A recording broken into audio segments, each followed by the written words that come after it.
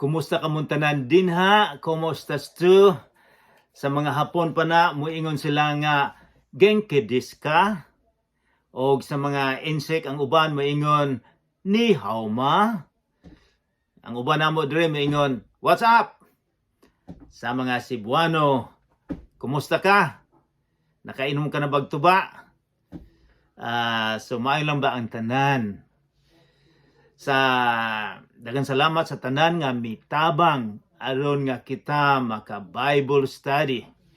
Dili lang tungod kay daghang kitang mahibaw-an kundili kini maka-epekto sa atong kinabuhi. So samtang magsugod kita, atong iduko ang atong ulo, ipiyong ang mata sa dako kayong respeta sa atong Ginoong Hesukristo. Magampo kita. Amahan namong langit nun, daghang salamat karon nga kami makatuon sa imong pulong, nga kami gitudluan nimo unsaon pagkinabuhi dinhi sa kalibutan. Kay o Dios, usahay kami malimtan namo nga mabuang kami sa pangita og daghang kwarta. Malimutan namo unsaon pag-alagad nga kanimo, malimutan namo nga sige kaming mosuroy-suroy sa tibok kalibutan. Malimtan namo ang pinaka-importante sa tanan, ang kinabuhi nga walay katapusan. Ginoo, tudloa kami sa pagtan-aw ni ana kay kining kinabuhi namo karon dinhi temporaryo lang ni. Anytime kuhaon nimo kami. Unsa may among gihimo karon sa kalibutan, those are the things that would count nga maihap. Ginoo, tudloa kami sa paglakbay dinhi sa kinabuhi nga uyon sa imong plano. Hinaut pa unta nga ang Espiritu Santo kay walay laing magatudlo kanamo, ang tinuod nga teacher karon, ang tinuod nga professor mao ang Holy Spirit, ang Espiritu Santo. Hinaut pa da nga kini magatuktok sa among kasing-kasing magaabri unta Ginoo. Sa ngalan ni Hesukristo nga among manluluwas. Amen. So, sa dili pa kita magsugod, mag-review, atong nahuman ang pinaka-importante nga teaching ni Jesus dito sa bukid, gikan sa chapter 5 hangtod sa chapter 7. Just a reminder nga miingon si Jesus, bulahan, malipayon ang tao nga kabus sa pagtuo, ang mapainobsanon, ang mapasayloon. So gikan sa duha ka kapitulo daghan siyang gitudlo. Gatudlo usab siya kanato nga dili kita mahimong hipokrito. Maayo lang kita sa labas, sa guwa apan sulod sa kasing-kasing dili diay. Hipokrito kita kay usahay relihiyoso kita o apan pakitang tao lang diay. So mao tay usa sa mga gitudlo ni Jesus. Daghang ang gitudlo niya. Miingon siya nga usa lang ang dalan paingon sa langit. Jutay lang makaadto. Pero miingon si Jesus, daghang kayong mga tao nga moagi sa dako kayong dalan nga moadto sa impierno. So dito atong makita nga naagi impierno. Agi klaro na sa atong Ginoong Hesukristo. So karon miadto kita sa kapitulo 8. O dito Kapitulo 8 o Kapitulo 9, Chapter 8 and Chapter 9, dini atong mahibaw-an ang gisulat ni Mateo. Gisulat ni Mateo ang mga milagro sa atong Ginoong Hesukristo. So, sa review nato, dito sa Kapitulo 8, Chapter 8, ang sanlahon, gikan sa Hansen's disease, gikan sa bacteria Mycobacterium leprosy, giayo sa atong Ginoong Hesukristo ang sanlahon. Dito ato usab nga nahibaw-an nga usa ka kapitan sa Romanhong soldier, ang iyang slave giayo ni Jesus. Miingon siya, ayaw lang pag-adto dito, musulti ka lang ug maayo na. So kinsa may gabuhat sa kalibutan? Ang atong Ginoong Hesukristo. Misulti lang siya nga adunay stars dinha dayon. So og usab dito mi adto siya sa ugangan sa balay ni San Pedro og nagkasakit ang iyang ugangan og giayo ni Hesus. Og dito usab daghang mga tawo nga giyawaan og iyang giayo. Og misakay usab sila sa barko o sa kasakayan nga 26 footers og kusog kaayong unos gipahunong sa atong Ginoong Kristo. Og dito sa usa ka lugar dinhay duha ka tawo nga giyawaan nga gikan sa langob, mga tawo mahadlok moagi giayo ni Jesus, iyang gipasulod ang mga yawa sa baboy og nanambak ni nanambak or may tambak milokso didto sa pangpang nga matay. So karon moadto kita sa kapitulo 9. Continuation gihapon sa mga milagro ni Jesus. So I hope ang laptop nako okay lang karon. So guys, abrihan nato sa kapitulo 9, continuation sa mga milagro sa atong Ginoong Kristo. Kay gisulat ni Mateo kay daghang mga tawo bisa karon dili mutuo nga si Jesus Ginoo. Naay mga tawo nga mosulod sa inyong balay, miingon nga si Jesus tao lang na, gihimo lang siya. So kung tao na, kinsa may mga tao nga makahimo sa iyang mga milagro. So si San Mateo, ang tuyo sa pagsulat niya, nga si Jesus mao ang promise nga Misaya, ang saad nga manluluwas. So iya kining gikuha dito sa Old Testament. Ang ngalan sa Old Testament sa ilang panahon moingon Tanakh. So iyang gikuha, giprove ba niya nga si Jesus ang gisaad mga 500-600 years before the New Testament nga si Jesus good ang manluluwas. So 7 minutes ang atong introduction and review. Mukha dugay-dugay juday. So aduna kita mga 25 minutes sa atong pagtuon. Muadto na kita sa Kapitulo 9, chapter 9, and then magsugod kita sa verse 1, versikulo 1. Giayo ni Jesus ang usa ka paralitiko. Misakay si Jesus sa usa ka sakayan, verse 1, og mibalik pagtabok sa lanaw, og miabot siya sa iyang kaugaling lungsod, Capernaum. So lungsod mo'y headquarters niya. Balik siya dito. Unya, versikulo 2, unya may pipila ka tawo nga naghatod ngadto kaniya og usa ka paralitiko nga gipahigda sa duyan. Sa ubang mga writings, sa Mark, Luke, mingon nga dinhay mga amigo na luoy sila sa ilang amigo o kay daghang mga tawo nga gustong motanaw ni Jesus, maminaw o nga ayuhon. Dili sila makasulod, so miadto sila sa atop sa balay, ilang gibangagan o ilang gituntun ang ilang amigo dito. Imagine ho na una ilang giguba atong atop, unsa man siguro gibati sa tag-iya. Apan baliwala nila to tungod sa ilang gugma sa ilang amigo nga paralitiko, paralyzed sa ato na ako'y mga amigo nga na paralyzed, na stroke. So gihigda nila sa duyan, nakita ni Jesus ang kadako sa ilang pagsalig. So faith, pagsalig, pagtuo kaniya sa mga amigo. Og miingon siya sa paralitiko, anak, ayaw kabalaka. So kadaghanan sa mga doktor, miingon sila, ayaw kabalaka bisag naa kay cancer, matabangan kanako. So mao gyapon gigamit sa Ginoo, ayaw og kabalaka. Kay kadaghanan na to mabalaka. Ako nabalaka usab ako sa akong tuhod o sa ubang mga sa akong asawa nga naay cancer. So ayaw kabalaka. Miingon siya, kay gipasaylo na ang imong mga sala. Wow, matingala kita, kining tawhana adunay sakit, paralyzed. O ang gihimo ni Jesus, ayaw kabalaka. Kay gipasaylo na imong sala. o wala mo ingon si Jesus, ayaw ka bala ka, ayuhon ka nako. Giayo gihapon ni Jesus. Unsa may pinaka-importante sa paglantaw ni Jesus? Ang atong sakit nga lawas nun, or ang sakit nato nga espirituhanon. Kitang tanan nagkasakit kita, may sala kita nga kinahanglan maayo. Ang giatake ni Jesus dayon ang iyang giuna.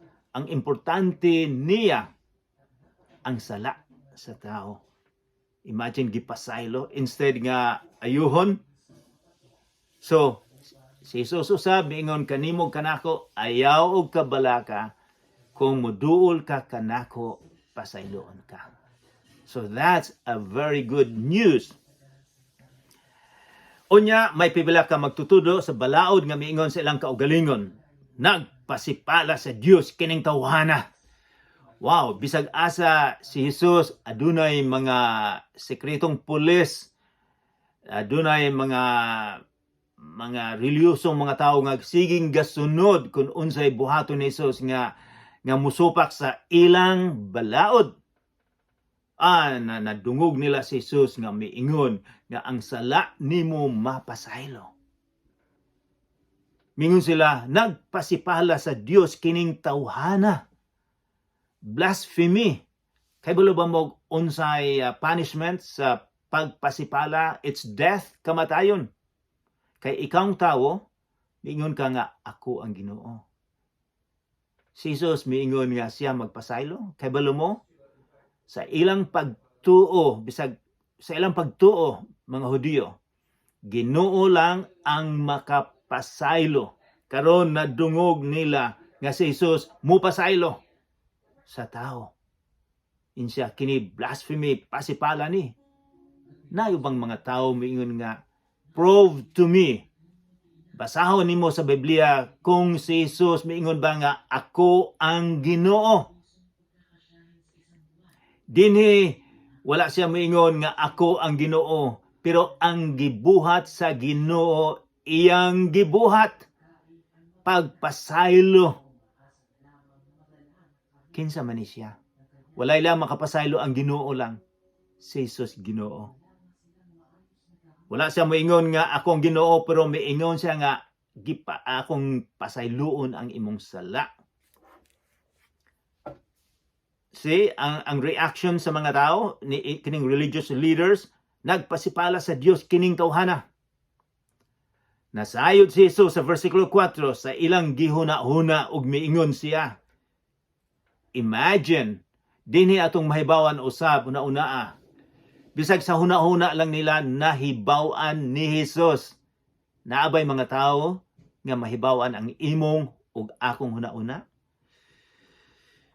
Miingon si Jesus, nganong naghuna-huna man kamo og dautan. Ang gingon ni Jesus, ang inyong huna-huna, dautan. Kana diyan mga tawhana nga miingon nga si Jesus dili Ginoo. Si Jesus moingon nga kana sila mga dautan ang ilang huna-huna. Versikulo 6, karon ipakita ko kaninyo nga ang anak sa tao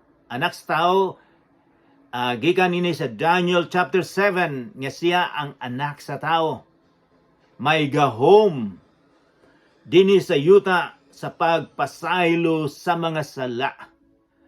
Busa miingon siya sa paralitiko, bangon, dada ang imong gihigdaan og pauli sa inyo.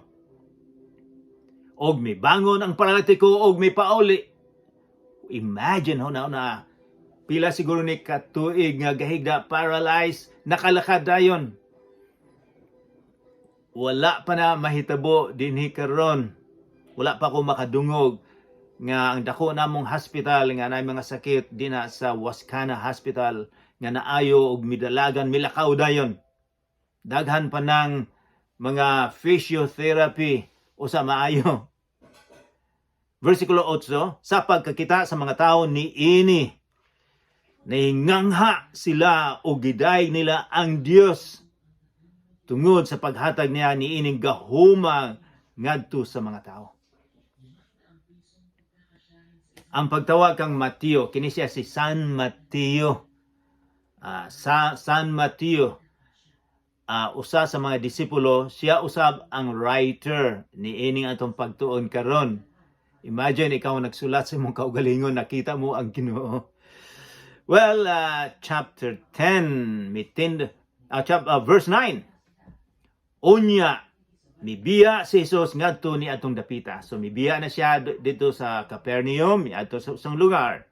Si Jesus ni atong dapita o samtang naglakaw siya, nakita niya ang usa ka kobrador sa buhis nga ginganan og Mateo nga naglingkod sulod sa iyang opisina.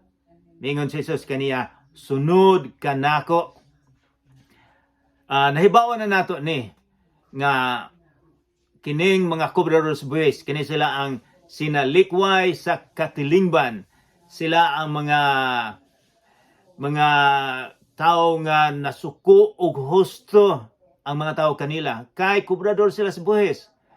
Mura ni sila og kay ang tag-iya nila karon, ang tag-iya nila nakuha sila sa mga Romano for hundreds of years. Ang Romano gusto og buhis. So adunay mga biddings kung kinsa ang makakuha og buhis sa anang syudad. Kanang Capernaum murag agiana na. So daghang kayo mga taong buhisan. Bisag ang isda nimong makuha na ay buhis. So kini siya Mateo, siya ang kolektador. O siya ang daghang mga binuang nga iyang himuon. Kita sa Pilipinas, makayon kita nga ang ubang mga politicians, daghan silang gihimo. Corruption. Kini siya korapod kayo. Daghan sa kwarta, dato kay ni siya. Ang iyang barkada, mga dautan usab, ang paglantaw nila, daghang kwarta. Ang iyang mga pamilya, daghang dili gusto kay hey, ang amahan nimo kobrador sa buhis, makasasala sila. Panalitag sa okay na lang. O unsa may midol si Jesus kaniya sa versikulo 9. O si Jesus mayon kaniya, "Sunod ka nako." Wow. Giimbita siya sa Ginoo. Sunod ka nako.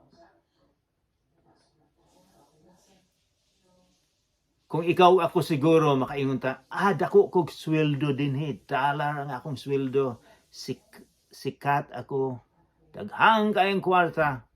Pagkahuman, musunod ako kanimo, nga wala gani kay balay, ang pagkaon, jutay siging ga suroy-suroy sa init kayo didto. Musunod ba siguro si San Mateo? Kay dagham sa kwarta, dako kay maayong negosyo niya. Apan versikulo 9 sa end of that verse, mitindog si Mateo og misunod kaniya. Wow, nakadungog na siguro si Mateo sa iyang mga sermon. Nagulat lang siya nga imbitahon siya ni Jesus. Gibiyaan niya ang dako kayong kwarta. Apan wala niya biyay ang iyang lapis. Gasulat siya may tungod ni Jesus. Samtang unsa man siguro mahitabo, unsa man siguro ang gibati sa ubang mga disipulo. Sila si San Pedro, mga kauban niya igsuon nga mga fishermen, nga pag-agi nila sa opisina ni Mateo, mubayad sila pila kabog isda ang ilang nakuha, mubayad sila, nasuko sila kay sige nga magbayad sila buhis bisag isda lamang. Og karon miapil na sa ilang barkada. Ubana ni Jesus, unsa man siguro nang bati nga kining tawhana makasasala nganong miapil man ni siya. Apan wala ta kay balo. Ato lang ang huna-huna. And then versikulo 10, samtang nagkaon si Jesus dito sa balay. So sa balay ni Mateo, giimbita siya nga adunay kumbira, giimbita po ni Mateo ang iyang mga barkada, kadong mga tax collector, mga buhis, mga paglantos mga tao, mga masama ni. Dito si Jesus, mikaon nila.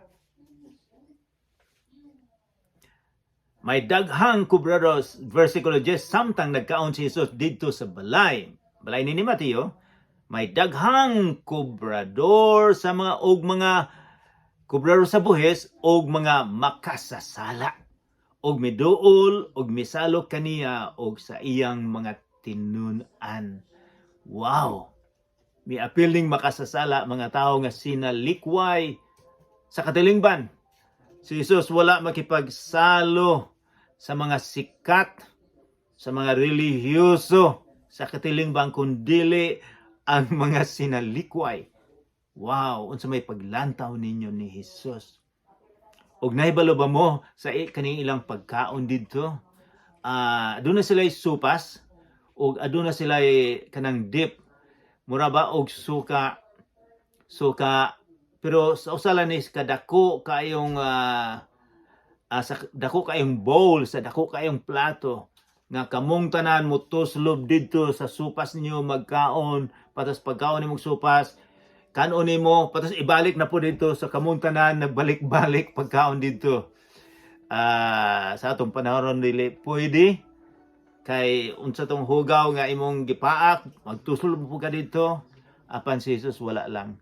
Gusto siya og fellowship nga nakipag-uban-uban siya sa pagkaon nilang tanan. Buti pasabot ang relation nila. Gusto niya ang close relation sa iyang mga amigo. Sa mga makasasala. Ikaw ako makasasala. And then verse 11. Nakakita niini ang mga pipila ka Parisiyo. Mga Parisiyo mauni mga relihiyoso nga siging galantaw, ga-inspection sa atong Ginoong Kristo. Kini sila ang paglantaw sa ilang kaugalingon, mga relihiyoso sila pinili sa Ginoo. O miingon sila sa iyang mga tinun-an, nganong nakipagsalo man ang inyong magtutudlo sa mga kobrador sa buhis o sa mga makasasala.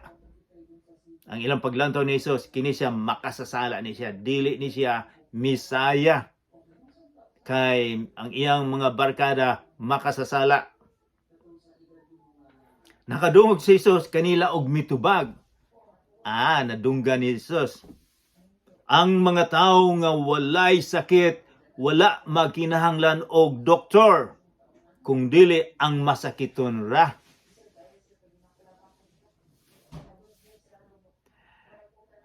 Unsa may gingon ni Jesus? Kining mga tawhana, ang paglantaw nila sa ilang society, sosyalidad, nga sila ang mga doktor, sila ang mga leader, apan dili sila moduol sa mga taong may sakit. Gusto nilang maayo, apan di sila moduol kay mahadlok silang matakdan sa sakit. Si Jesus dili mahadlok. Ingin siya, kamo, dili mo kinahanglan ako, kay sobra kamo sa inyong pagtanaw sa inyong kagalingon. Verse 13, mingon si Jesus, susiha ninyo kung unsay kahulugan ni ining bahina sa kasulatan nga nag-ingon. Mingon siya, tanawan ninyo ang Old Testament, tanawan ninyo ang Tanakh, Old Testament nila na. Nagkutlo siya dito. Mingon siya, ang propeta nag-ingon, pagka maluluyon ang akong gusto. Mingon ang Ginoo ang maluluyon akong gusto, dili ang mga halad. Kining mga tawhana na puno sila og halad didto sa ilang simbahan sa templo. Binilag malipay ang Ginoo. Apan si Jesus nagkutlo ang pagka maluluyon. Nakabulo na kita ang tinuod nga Kristiyanos. Dili religyoso kundi maluluyon. Kay wala akong muanhi, mingon siya si Jesus, kay wala akong muanhi dinis kalibutan aron pagtawag sa mga matarong, mga hipokrito, kundili sa mga makasasala. Ikaw ako makasasala. Ang pangutana bahin sa pagpuasa. Verse 14. Unya miadto kang Jesus ang mga tinun-an ni Juan nga magbubunyag og nangutana.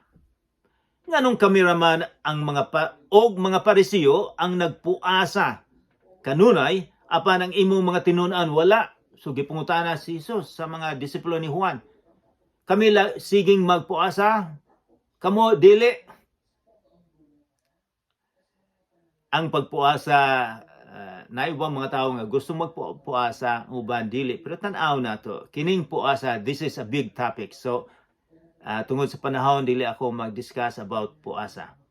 Pero makakuha kita gamayng principle sa puasa. 15, si Jesus mitubag. Naghuna-huna ba di ay kamo nga magsubo ang mga dinapit sa kumbira sa kasal, samtang ang pamanhunon uban pa kanila? Minsan magsubo ba? It's happiness. Ang banan sa kasal na dinhi maglipay kita.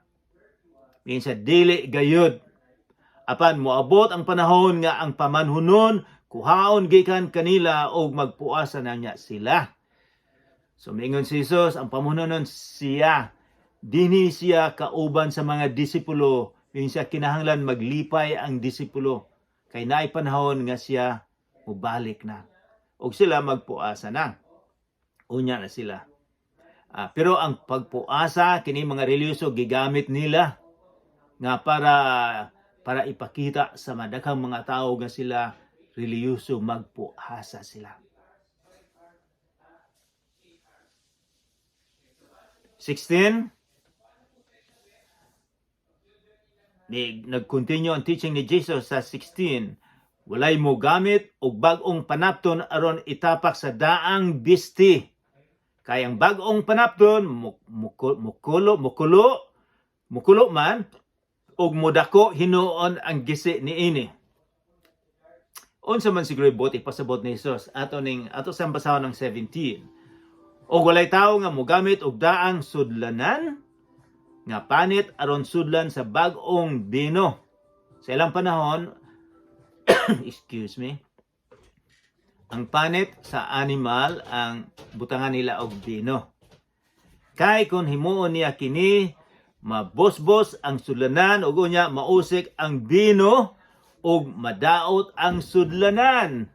Apan ang bag-ong bino, bag-o, remember kanang pulong nga bag-o, isulod hinuon sa mga sudlanan nga bag-o. Aron dili madaot ang bino ug ang mga sudlanan. Unsa man siguro buot ipasabot ni Jesus ni ining bino, miingon ba siya nga mag-inom mo og tuba, mag-inom mo og bino, mag-inom mo og syoktong or tanduay or unsa pa na? Wala. Posible miingon si Jesus dinhi nga pananglitan sa verse 16, ang panapton itapak sa daang bisti. Miingon siya ang karaan nga agreement. This is a big topic also. Ang agreement, ang atong usapan, ang karaan ninyong gigamit, dili na pwede karon sa bag-o. Maghimo na kog bag-ong agreement sa ako og sa tanan, dili lang sa mga Hudiyo kundi sa mga Gentile. Ang akong gitudlo kanang butangan og bino nga karaan dili na pwede mabuak na sa akong gitudlo karon. Mao na ibot ipasabot, mao na gisulti sa mga theologians, mao na ibot ipasabot. But this is a big topic. So ato lang ana lang din natang dapita nga ang gitudlo ni Jesus dili na pwede sa ilang mga practices, sa ilang mga gitudlo. Karaan na bag-o na ni. Ang akong gitudlo sa commandments, miingon siya, love your God with all of your heart, soul, and mind, and body, and love your fellow man. Yun siya, mao ni pinaka-importante. Siya kanang inyong gihimo nga 613 laws, mga balaod, di na pwede.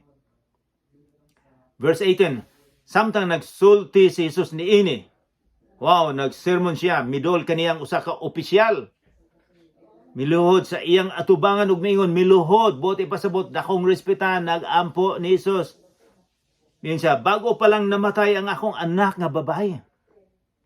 Apan adtua og hikapa siya og mabuhi siya. Busa mitindog si Jesus og misunod kaniya og mikuyog ang iyang mga tinun-an. So namatay ang anak. Unya usa ka babae nga busa mitindog si Jesus, misunod kaniya og mikuyog ang iyang mga tinun-an.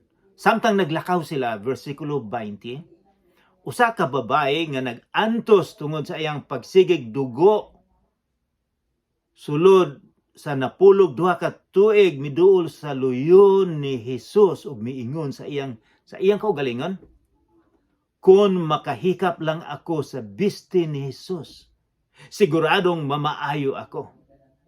O unya mihikap niya ang sidsid sa biste ni Hesus. Milingi si Hesus ug nakita niya ang babae ug miingon kaniya, ayaw kabalaka anak. Ang imong pagsalig maoy nakaayo kanimo.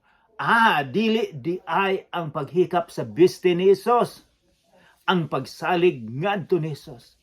Dili di ang sinina ni Hesus nga atong halukan, atong hikapon, kundili ang atong pagsalig nga na di ay sa atong Ginoong Hesukristo, dili sa iyang damit, sa iyang sinina.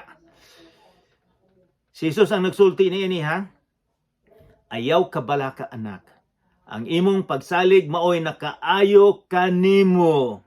Ug diha dayon na ayo ang babae. Unsa may so kining babae hemorrhage for 12 years, hemorrhage. So kini siya dili ni siya makaadto sa templo makasimba tungod sa iyang gihimo, tungod sa iyang sakit. Apan si Jesus tungod sa iyang pagtuo, iyang gihikap, ang damit ni Jesus, ang sidsid, kanang tassel, ug naayo siya. Mingon si Jesus, tungod sa imong pagsalig kanako. Dili ang paghikap sa mga damit. So guys, kung naatay sakit, di na ta mosalig sa atong Ginoong Hesukristo. Dili sa damit.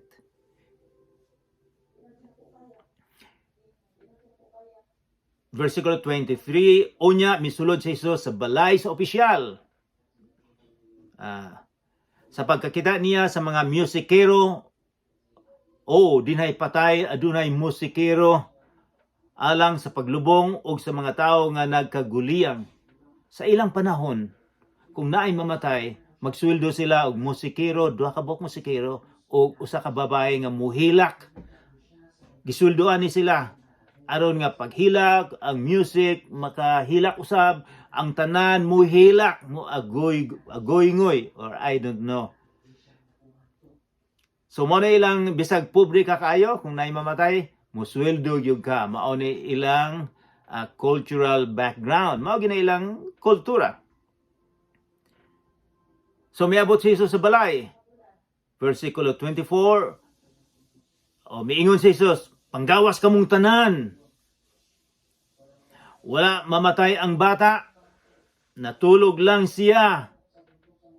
Tungod niini gibugal-bugalan nila si Jesus. Ang nabugal-bugal kining mga gisweldoan. Kay mingon sila, natulog lang na, mingon si Jesus. Ang ilang paglantaw namatay na.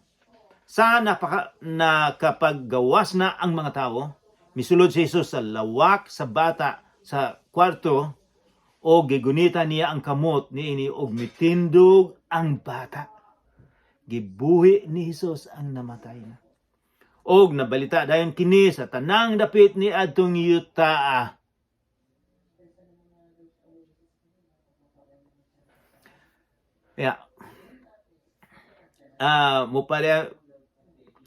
Muparehan kita sa versikulo 27. Unya mibiya si Jesus ni adtong dapita od samtang naglakaw siya, misunod kaniya ang duha ka butang nga lalaki. Misunod ang duha ka butang nga lalaki. Unsaon man siguro pagsunod? Maybe ang nagkaguliyang nga mga tao nga misunod ni Jesus, misunod usab sila. Naninggit sila kining duha ka buta. Anak ni David, kaloy intahon kami. Nganong gigamit man nila ning anak ni David? Kini sila bisan og buta nga hibalo nga si Jesus ang manluluwas. Kay ang gisaad nga manluluwas, ang gisaad nga Misaya gikan sa generation ni Haring David. Sila nasabta nila, nakita nila bisag sa ilang pagkabuta, nakita nila nga si Jesus ang manluluwas, ang makapasaylo sa ilang sala. Ang mga reliyoso nga naay mata, wala nila makita si Jesus. Pasible ba na mga amigo kaigsuunan nga kita aduna kitay mata apan wala nato nakita nga si Jesus mao'y manluluwas nga siya makaluwas kanato.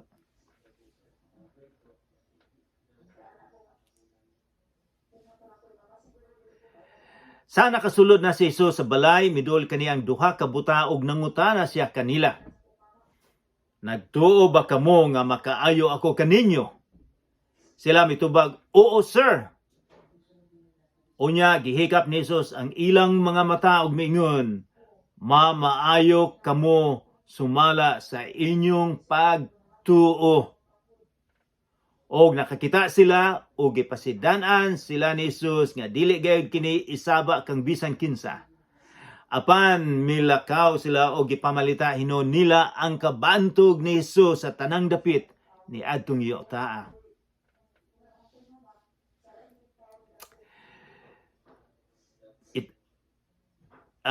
Guys, aton lang ikuan sa verse 32 ug 34. Giayon ni Jesus ang usa ka amang dili makasulti. Sa pagpanglakaw na sa mga tawo, dihay pipila nga nagdala ngadto kang Jesus ug usa ka tawo nga naamang tungod kay gisudlan kini giyawa. Naay pulong naamang. Kang ilagong pagtuo sa unang panahon,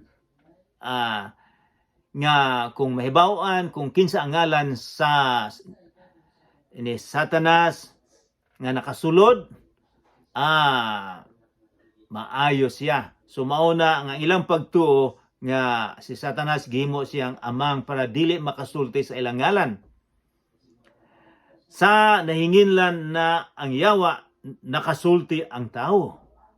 Og nahibulong ang tanan nga nag-ingon, wala pa gayoy nahitabo nga sama niini dinhi sa Israel. Giayon ni Jesus. Usa ka to sa mga milagro niya. Apan miingon ang mga Parisiyo, mga kontrabida. Ang pangulo sa mga yawa mao'y naghatag kaniya gahom sa pagpanggula kanila.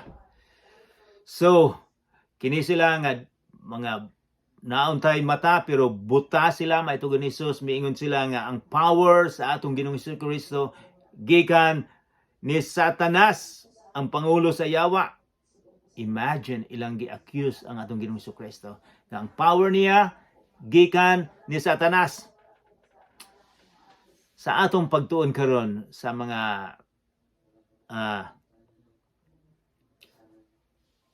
mga milagro ni Jesus, unsa may paglantaw ninyo ni Jesus?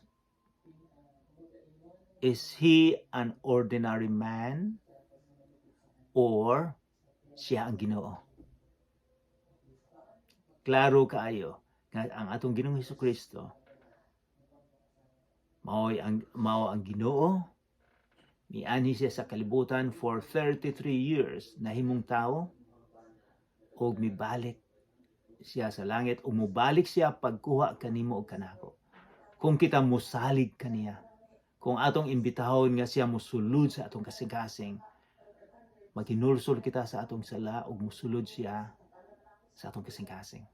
Mubalik siya para kanimo ug kanako. Mag-ampo kita. Ama namong langit nun, daghang salamat sa imong mga milagro nga imong gihimo. Daghang salamat nga ikaw usab makahimo og milagro gihapon karon. Daghang salamat nga ikaw mubalik aron pagkuha kanamo. Ginoo, tudloa kami nga among direksyon sa kinabuhi mao ang espirituhanon, mao ang imong pagbalik. Pasayloa kami sa among mga sala. Sa ngalan ni Jesus nga among manluluwas. Amen. That was a good news.